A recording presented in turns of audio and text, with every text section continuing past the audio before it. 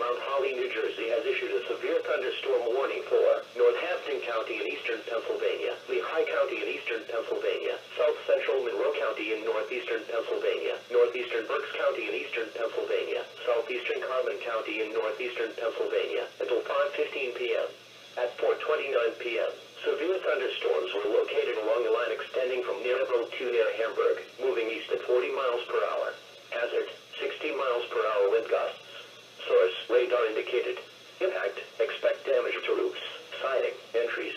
Locations impacted include Allentown, Easton, Lehighton, Bethlehem, Forks, Amos, Northampton, Wilson, Hellertown, Nazareth, Ponderton, Bangor, Kutztown, Hamburg, Sladdington, Fleetwood, Penardsel, Wood Gap, Bath and Belvedere.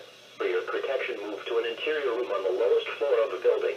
In addition to damaging winds, frequent cloud-to-ground lightning is occurring with this storm. Move indoors immediately. Remember, if you can hear thunder, you are close enough to be struck by lightning.